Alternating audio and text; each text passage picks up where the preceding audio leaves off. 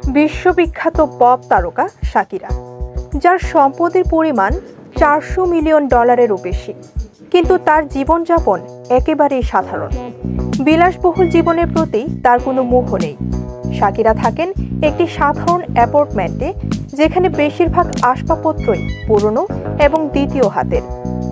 এমনকি শোনা যায় তার সবচেয়ে দামি আসবাব একটি কাঠের দোলনার চেয়ার, যার দাম মাত্র $70।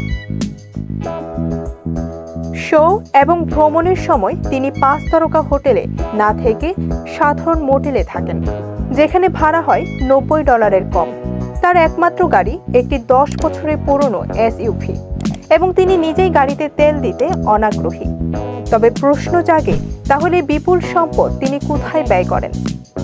শাকিরা তার অর্থের বড় একটি অংশ ব্যয় করেন ল্যাটিন আমেরিকার দরিদ্র শিশুদের জন্য।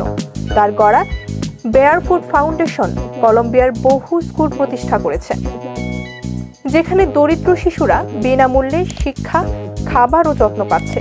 তিনি এ পর্যন্ত $100 মিলিয়নের বেশি দান করেছেন এই কাজে। পাশাপাশি তিনি ইউনিসেফের সাথেও যুক্ত আছেন এবং শিশু অধিকার রক্ষায় বিশ্বব্যাপী $40 মিলিয়নেরও বেশি অর্থ দান করেছেন। শাকিরা নিজেই বলেন, সম্পদ শুধু একটি সংখ্যা, আমি চাই আরও দরিদ্র শিশুকে সাহায্য করতে। এই বিনয়ী প্রভাবশালী তারকা আজ প্রমাণ করেছেন, প্রকৃত মহত্ব আসে ভালোবাসা আর দায়িত্ববোধ থেকে।